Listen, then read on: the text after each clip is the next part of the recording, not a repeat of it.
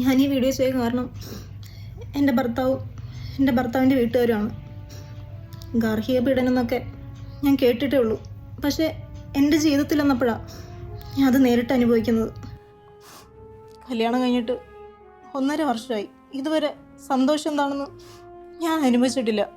എന്നും അടിയും വഴക്കും കുത്തുകളും മാത്രമേ ഉള്ളൂ. ഒരു രാത്രി പോലും ഞാൻ സമാധാനത്തോടെ വെളുപ്പിച്ചിട്ടില്ല. അയാൾ അടിച്ച പാടുകളും മുറിവും ഇതൊക്കെയായിരുന്നു എനിക്ക് കൂട്ട്. നിങ്ങൾക്കിപ്പോൾ തോന്നാം ഞാൻ എന്തുകൊണ്ടാ ഇതുവരെ ഇത് തുറന്നു പറയാത്തതെന്ന്. അതിന് കാരണം എൻ്റെ അച്ഛൻ വിഷമിച്ച അതെനിക്ക് സഹിക്കില്ല. പിന്നെ ഈ വീഡിയോ പുറത്തിറങ്ങുമ്പോൾ അങ്ങേര് പറയും ഞാൻ ഓരോ കള്ളത്തരങ്ങളൊക്കെ പറഞ്ഞു ഓരോ മുടന്തനായിട്ട് വന്നേക്കാന്ന്. പക്ഷെ ഈ കാണുന്ന നിങ്ങളെങ്കിലും എനിക്ക് വേണ്ടി എൻ്റെ കൂടെ നിൽക്കണം, എനിക്ക് വേണ്ടി ശബ്ദം ഉയർത്തണം.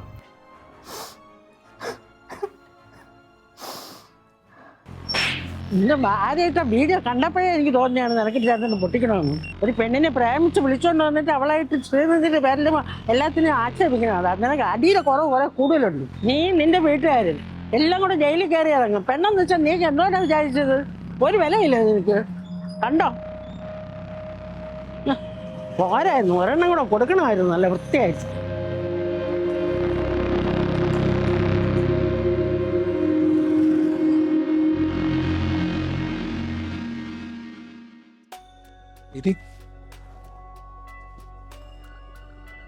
അതെ, ആ ചാനലൊന്ന് മാറ്റിയേ. എനിക്ക് ആ സീരീസ് കുറച്ചും കൂടെ കംപ്ലീറ്റ് ചെയ്യാനുണ്ട്. ഈ പരിപാടി ഇപ്പൊ കഴിയും, അത് കണ്ടിട്ട് കാണും. ഓൾമോസ്റ്റ് വെയിറ്റിംഗ് ആയിരുന്നു. ഇന്നലെ ഭയങ്കര ത്രില്ലിംഗ് ആയിട്ടാണ് സംഭവം നിർത്തിയിരിക്കുന്നത്. ഇത് കുറച്ചും കൂടെ ഉള്ളൂ, ഇത് കണ്ടിട്ടിരുന്ന് കാണാമല്ലോ. നിനക്കറിയാലോ ദിവസം ഈ സമയത്ത് ഞാൻ ഈ പരിപാടി കാണുന്നില്ല. അടുക്കളയിൽ കുറച്ച് പാത്രമുണ്ട്, നിങ്ങൾ പോയിട്ട് ആ പാത്രം ഒന്ന് കഴുകി വെച്ചേ, അപ്പോഴേക്കും ഇത് തീരും. അതെ, ദിവസം പാത്രം കഴുകുന്ന ഞാനല്ലേ. ഇന്ന് നീ തൽക്കാലം ഒന്ന് കഴുകുക കേട്ടാ. പറ്റില്ല, എനിക്കിപ്പോ കാണണം.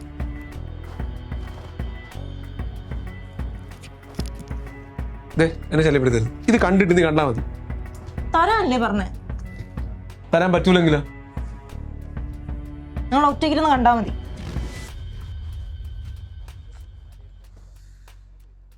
ട്വിങ്കിൾ തുടങ്ങി. എന്ത് ഇത്ര ദേഷ്യം?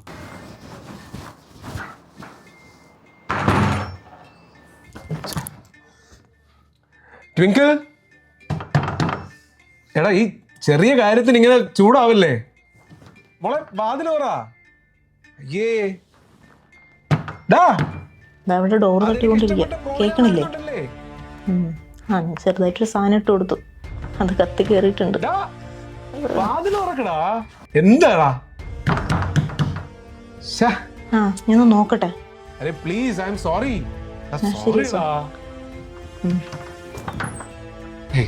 സോറിടാ, എന്തിനു ചൂടാവുന്നേ? എടാ സോറി എന്ന് നിന്റെ കാര്യം.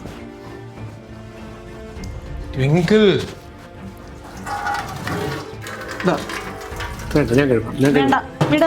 ഞാൻ കഴിവാന്ന് വിടാല്ലേ പറഞ്ഞ. നിങ്ങളൊക്കെ ആ പരിപാടിയിലും പോയി കണ്ടോ? എടാ നീ പോയി പരിപാടി കണ്ടോ, ഞാൻ കഴുകി വെച്ചോളാം, കുഴപ്പമില്ല. നീ ചൂടാവാ ദേഷ്യം. ശരി പോയി.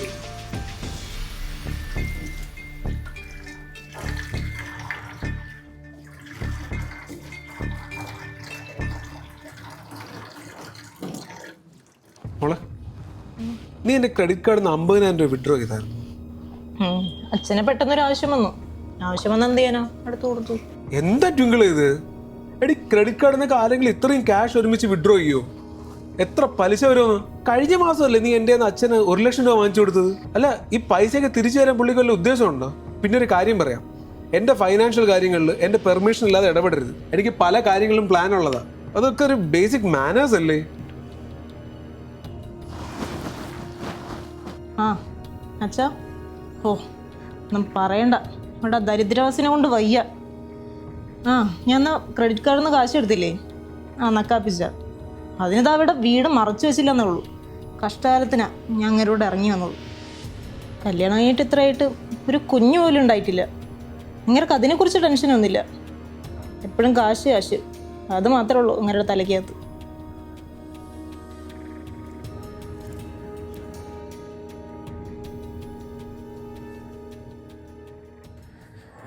എടാ ഇവളീ ഫോൺ ഇവിടെ വെച്ചിട്ട് എങ്ങോട്ട് പോയതാ?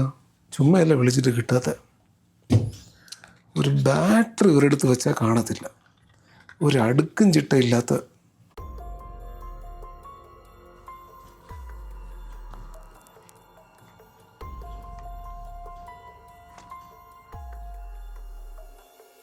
കല്യാണം കഴിഞ്ഞിട്ട് ഇത്രയായിട്ട് ഒരു കുഞ്ഞു പോലും ഉണ്ടായിട്ടില്ല. നിങ്ങൾക്ക് അതിനെക്കുറിച്ച് ടെൻഷനൊന്നുമില്ല. ട്വിങ്കിൾ, നീ ആരോടെ ഇവിടെ മാറി നിന്ന് ഫോൺ സംസാരിച്ചോണ്ടിരിക്കുന്നത്? ഇതല്ലേ നിന്റെ ഫോണ്? ആ കയ്യിലുള്ളത് ഏതാ? ഓ, അപ്പൊ ഈ രണ്ടാമത്തെ ഫോണിനെ കുറിച്ച് ഇങ്ങനെ മാറി നിന്നുള്ള ഫോൺ സംസാരത്തെ കുറിച്ച് ഒന്നും പറയാനില്ലാത്ത സ്ഥിതിക്ക് ഇതിനെക്കുറിച്ചൊന്നും പറയാൻ കാണില്ല അല്ലേ? നിന്റെ ടേബിളിൽ നിന്ന് കിട്ടുക ഐപിഎൽ. ഇപ്പോഴല്ലേ മനസ്സിലാവുന്നത് കുട്ടികളൊന്നും ഉണ്ടാവാത്തത്.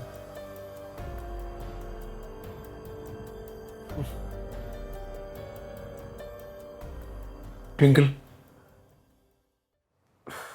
ഞാനത് ഒരുപാട് ആലോചിച്ചെടുത്ത തീരുമാനമാണ്. ഇപ്പൊ കാര്യങ്ങളൊക്കെ വ്യക്തമായ സ്ഥിതിക്ക് നമുക്ക് ഡിവോഴ്സ് ചെയ്യാം. പിരിയാം. അനന്തരത്ര ടെൻഷനാണ്. എപ്പോൾ വേണമെന്ന് വെച്ചാൽ പറഞ്ഞാൽ മതി. നീ എന്താ എത്ര സിമ്പിളായിട്ട് ഇത് പറയുന്നത്? ഇതിലിപ്പം ടെൻഷൻ അടിക്കാൻ എന്താ?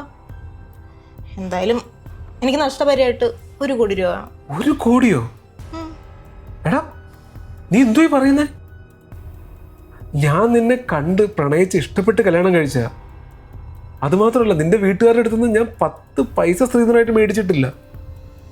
എന്നിട്ട് നഷ്ടപരിഹാരമായിട്ട് 1 കോടിയോ? നിങ്ങളോട് എത്രയും കാലം ജീവിച്ചു തന്നെ വലിയ കാര്യം. അപ്പോൾ 1 കോടി രൂപയൊക്കെ കുറവാണ്. എന്നാലും എൻ്റെ ഒരു മാന്യതയ്ക്ക് ചോദിച്ചതാണ്. ഓ, അപ്പോൾ പൈസയ്ക്ക് വേണ്ടിയായിരുന്നല്ലേ എല്ലാം? നിന്നെ ഇഷ്ടപ്പെട്ടതുകൊണ്ട് മാത്രമാണ് എൻ്റെ സ്വന്തം അച്ഛൻ്റെ അമ്മയുടെ അടുത്ത് നിന്ന് ഞാൻ ഇത്രയും അകന്ന് ജീവിക്കുന്നത്. എന്നിട്ട് നിനക്ക് എങ്ങനെ എൻ്റെ അടുത്ത് ഇങ്ങനെ ബിഹേവ് ചെയ്യാൻ തോന്നുന്നു? ഞാൻ എൻ്റെ ഡിമാൻഡ് പറഞ്ഞു 1 കോടി രൂപ.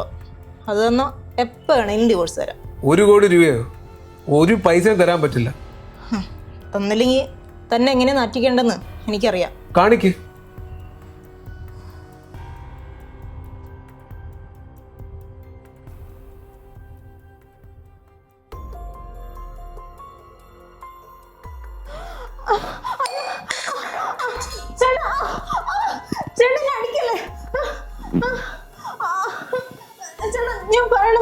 ചേട്ടൻ പറഞ്ഞ പോലെ ഞാൻ ജീവിച്ചോളാം.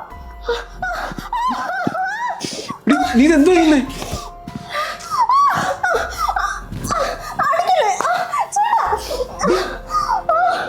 അയ്യോ, ആരെങ്കിലും ഓടി വരണേ. വേണം വെക്കാതെ, ആൾക്കാർ കേട്ടോ മാനക്കേടാണ്.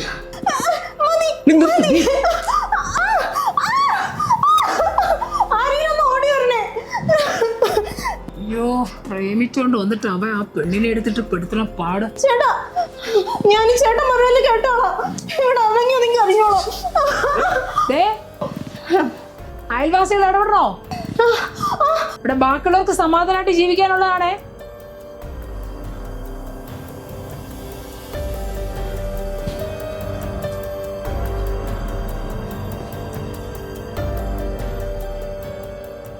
എടാ, നിന്നെയും നിന്റെ കുടുംബത്തെയും ഞാൻ ജയിലിൽ കിടത്തും ഇവള് ചോദിച്ച കാശ് കൊടുത്തില്ല. 1-2 രൂപയൊന്നും അല്ലല്ലോ നിങ്ങളുടെ മോള് ചോദിക്കുന്നതേ.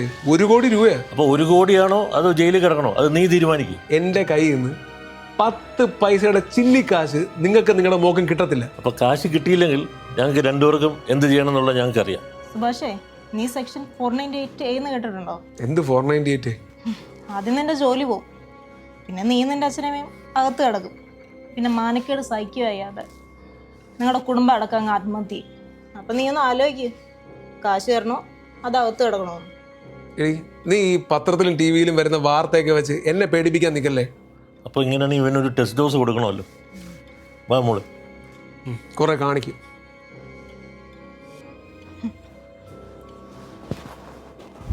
ഞാൻ ഈ വീഡിയോ ചെയ്യാൻ കാരണം എൻ്റെ ഭർത്താവിൻ്റെ വീട്ടുകാരുമാണ്. ഗാർഹിക പീഡനം എന്നൊക്കെ ഞാൻ കേട്ടിട്ടേ ഉള്ളൂ. പക്ഷേ എൻ്റെ ജീവിതത്തിൽ വന്നപ്പോഴാണ് ഞാൻ അത് നേരിട്ട് അനുഭവിക്കുന്നത്. ഒരു രാത്രി പോലും ഞാൻ സമാധാനത്തോടെ വെളുപ്പിച്ചിട്ടില്ല. അയാൾ അടിച്ച പാടുകളും മുറിവും ഇതൊക്കെയായിരുന്നു എനിക്ക് കൂട്ട്. ഈ കാണുന്ന നിങ്ങളെങ്കിലും എനിക്ക് വേണ്ടി ശബ്ദം ഉയർത്തണം.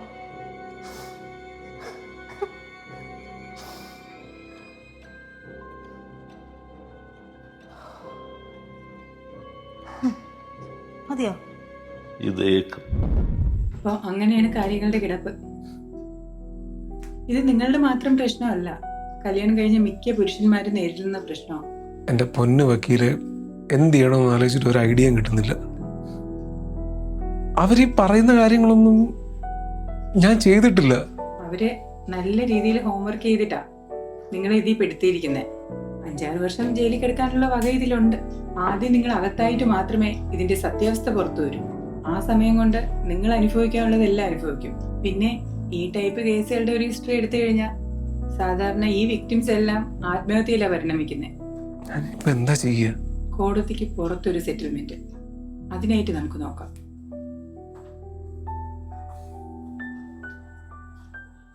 എവിടെ പണമൊന്നും കൊണ്ടുവന്നില്ലേ? നീ എൻ്റെ അവസ്ഥയൊന്നും മനസ്സിലാക്കണം. നിങ്ങൾ പറഞ്ഞ അത്രയും കാശ് എന്നെ കൊണ്ട് സുരിക്കുട്ടം പറ്റിയിട്ടില്ല. പിന്നെ എന്തിനാ ഇങ്ങനെ ഞങ്ങളെ മെനക്കെടുത്തിയത്? സമയം പോയി. സുഭാഷ്, ഇന്ന് വൈകുന്നേരത്തിനുള്ളിൽ കാശ് കിട്ടിയില്ലെങ്കിൽ നിന്റെ കുടുംബത്തിന്റെ പേരിൽ നിയമപരമായിട്ട് പോകാനാ ഞങ്ങളുടെ തീരുമാനം. ഞാനും എൻ്റെ അച്ഛനും അമ്മ എന്താ ചെയ്തത് അത് പറ. നിന്നെ ഫേസ്ബുക്കിൽ കണ്ട് പരിചയപ്പെട്ട് നമ്മൾ തമ്മിൽ ഇഷ്ടത്തിലായതിനു ശേഷം നീ പറഞ്ഞതെല്ലാം ഞാൻ കേട്ടില്ലേ? എനിക്ക് ജന്മം നൽകി എൻ്റെ അച്ഛനും അമ്മയും വരെ ഞാൻ എൻ്റെ വീട്ടിൽ നിന്ന് അടിച്ചിറക്കി.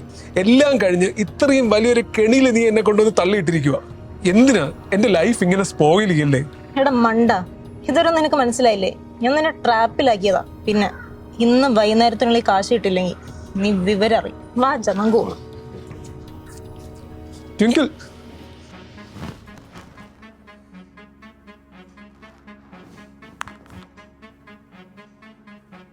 ഹലോ. 6 മണി കഴിഞ്ഞതാ. അപ്പോൾ 1 മണിക്കൂറായി. അച്ഛൻ പൈസ വെച്ചുകൊണ്ടിരിക്കണം. എന്താ കിട്ടാൻ വല്ല ഉദ്ദേശമുണ്ടോ? അച്ഛനും മോളും കൂടെ ഈ ബാങ്ക് അക്കൗണ്ട് ചെക്ക് ചെയ്തോണ്ടിരുന്ന സമയത്ത് ഫേസ്ബുക്കിലൊന്ന് കയറിക്കൂടായിരുന്നോ? നിങ്ങൾക്ക് വേണ്ട സാധനം ഞാൻ 5 മണിക്ക് അപ്ലോഡ് ചെയ്തിട്ടുണ്ട്. ഫേസ്ബുക്കിലോ? എന്ത് അപ്ലോഡ് ചെയ്തെന്ന്? ഹായ്, ഞാൻ അതുൽ സുഭാഷ്. നിങ്ങളിൽ പലർക്കും എന്നെ അറിയാം എൻ്റെ വൈഫ് ഇട്ട വീഡിയോയിലൂടെ. ഞാൻ ഇന്ന് ഈ വീഡിയോ ചെയ്യുന്നത് ഞാൻ ഇത്രയും നാൾ ഫേസ് ചെയ്ത ഹ്യൂമിലിയേഷനും നാണക്കേടിനും പിറകിൽ ശരിക്കുമുള്ള വസ്തുത എന്തായിരുന്നു എന്ന് നിങ്ങൾക്ക് മനസ്സിലാക്കി തരാനാണ്. ഇതിനു മുൻപ് എൻ്റെ ഭാര്യ ഇട്ട വീഡിയോ നിങ്ങൾ പലരും കണ്ടു കാണും. പക്ഷേ ആ വീഡിയോയുടെ പിറകിലുള്ള സത്യം എന്തായിരുന്നു എന്നുള്ളതാണ് നിങ്ങൾക്ക് ഇന്ന് മനസ്സിലാകാൻ പോകുന്നത്. എന്തിനാ എൻ്റെ ലൈഫ് ഇങ്ങനെ സ്പോയിൽ ചെയ്യല്ലേ? എടാ മണ്ട, ഇതൊരു നിനക്ക് മനസ്സിലായില്ലേ? ഇതൊക്കെ നമ്മുടെ ഒരു സ്കാം ആയിരുന്നു. പിന്നെ ഇത് നീ നമ്മുടെ ഫസ്റ്റത്തെ ആളൊന്നല്ല. അതുകൊണ്ട് നിന്റെ എങ്ങനെ കാശ് മേടിക്കേണ്ടെന്ന് നമുക്കറിയാം. വീണ്ടും ആവർത്തിച്ച് പറയാണ്, ഇന്ന് വൈകുന്നേരത്തിനകത്ത് പൈസ നമുക്ക് കിട്ടണം. അല്ലെങ്കിൽ എന്താ നടക്കാന്നറിയാലോ.